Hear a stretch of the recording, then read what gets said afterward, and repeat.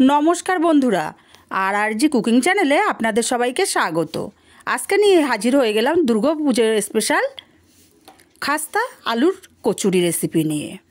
আমি এখানে বড় একটা পাত্রের মধ্যে 2 বাটি ময়দা দিয়ে দিচ্ছি। আপনারা চাইলে আটা দিয়েও করতে পারেন। এখানে 500 গ্রাম ময়দা আছে। দিয়ে দেব স্বাদ মতো লবণ, আর দেব 2 চামচ পরিমাণে সাদা তেল। সব কিছুকে খুব ভালো করে ময়দার সাথে ময়ান দিয়ে নেব।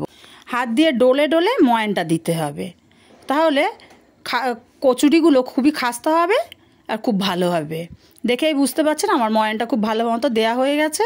এখন হাতে করে নিয়ে চাপ দিলে মুঠি পাকিয়ে যাবে, আবার একটু চাপ দিলে ভেঙে যাবে। এই রকম অবস্থাতে আমি অল্প অল্প জল দিয়ে একটা ডো তৈরি করে নেব। ডোটা খুব শক্তও না, আবার খুব নরমও না, ঠিক এইরকম একটা ডো আমাদের রেডি করে নিতে হবে। ডোটা আমার রেডি হয়ে গেছে। এবার ঢাকা দিয়ে আমি আধা ঘন্টা রেস্টে রেখে দেবো। ততক্ষণে পুরটা রেডি করে নেব। গ্যাসে কড়াই বসিয়ে 1 চামচ পরিমাণে তেল দিয়ে দিয়েছিলাম। তেলটা গরম করে দিয়ে দিলাম অল্প একটু পাঁচফোড়ন। পাঁচফোড়নটাকে ভেজে নেব। পাঁচফোড়ন থেকে সুন্দর একটা গন্ধ বেরিয়ে গেছে।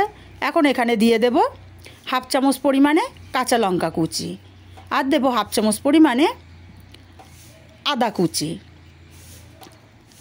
আদা আর কাঁচা লঙ্কাটাকে ভেজে নেব সুন্দর একটা গন্ধ বেরোনো পর্যন্ত। আদা কাঁচা লঙ্কাটা ভাজা হয়ে গেছে, সুন্দর একটা গন্ধ বেরিয়ে গেছে। এখন এখানে দিয়ে দেব আলু। আমি আমার প্রয়োজন মতো আলু নিয়েছি, আর আলুগুলো একদম ছোট ছোট চৌকো শেপ করে কেটে নিয়েছি। এখন আলুটাকে আমি এই ফোড়নের সাথে 2 থেকে 3 মিনিট ভেজে নেব। আলুটাকে ভাজতে ভাজতে আলুটার কালার চেঞ্জ হয়ে গেছে। দেখেই বুঝতে পারছেন আলুটা বেশ ভাজা ভাজা হয়ে গেছে। এখন দিয়ে দেব 1/2 চামচ হলুদ গুঁড়ো, 1/2 চামচ দেব ঝাল লঙ্কার গুঁড়ো, 1/2 চামচ জিরের গুঁড়ো, আর 1/2 চামচ ধনের গুঁড়ো, আর স্বাদ মতো লবণটাও আমি এখনই দিয়ে দেব। এবারে আলুটাকে সব কিছুর সাথে একটু সময় নিয়ে কষিয়ে নেব। আমি মিনিট 2-3 সময় নিয়ে আলুটাকে কষিয়ে নিয়েছি। এখন দিয়ে দেব এখানে অল্প সামান্য জল, কারণ আলুটা ভাজতে ভাজতে অনেকটাই সেদ্ধ হয়ে গেছে।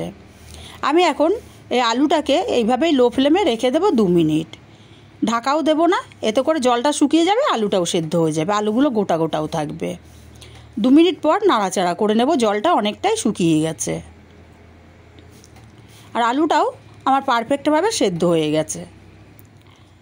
আলুগুলো গলে যাবে না, গোটা গোটা থাকবে। এইভাবেই আমাদের রান্নাটা করে নিতে হবে। এখন দিয়ে দিচ্ছি 1/2 চামচ চিনি।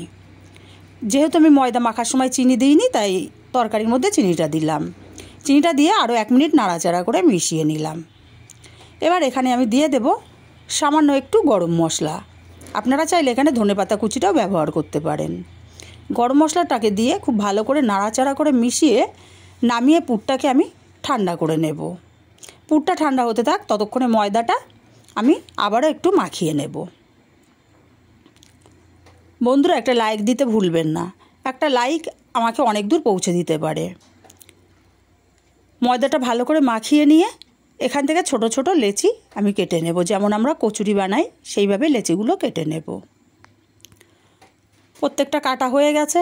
এখন একটা লেচি নিয়ে হাতের সাহায্যে ঘুরিয়ে বাটি শেপ দিয়ে নেব। তারপর 1 চামচ করে পুর দিয়ে মুখটা সিল করে দেব।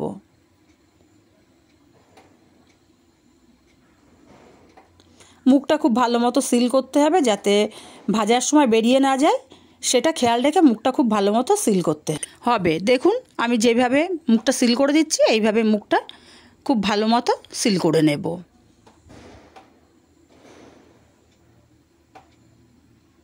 মুখটা সিল করে হাতের সাহায্যে একটু চাপলে কিন্তু পুরটা সেট হয়ে যাবে।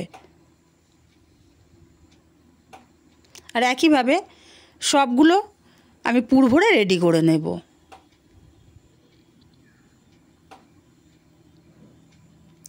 সবগুলো আমার পুর ভরে রেডি করে নেওয়া হয়ে গেছে। আর আমি আগে থেকেই গ্যাসে তেল গরম বসিয়েছিলাম। তেলটা গরম হয়ে গেছে ভালোভাবে। এখন এক একটা করে আমি কচুরি দিয়ে দেব। আর এই কচুরিগুলো একসাথে অনেকগুলো করে দিয়ে ভাজা যায়। একটু গরম তেল ছড়িয়ে ছড়িয়ে দেব ওপরে, যাতে ওপরটাও ভালো মতো ভাজা হয়। আর উল্টে পাল্টে সুন্দর একটা কালার করে ভেজে নিতে হবে।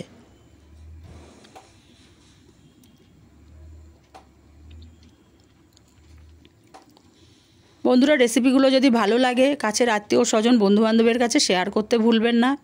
আর আমার চ্যানেলটা এখনও সাবস্ক্রাইব না করে থাকলে অবশ্যই চ্যানেলটি সাবস্ক্রাইব করে আমার পাশে থাকবেন, আমাকে সাপোর্ট করবেন। উল্টে পাল্টে সুন্দর কালার করে কিন্তু আমি ভেজে নিয়েছি। দেখুন কত সুন্দর কালার চলে এসছে। এবার কচুরিগুলো আমি তেল ঝরিয়ে উঠিয়ে নেব। আর একইভাবে সব কচুরিগুলো আমি ভেজে নেব। রেসিপিটা কেমন লাগলো কমেন্ট করে জানাতে ভুলবেন না।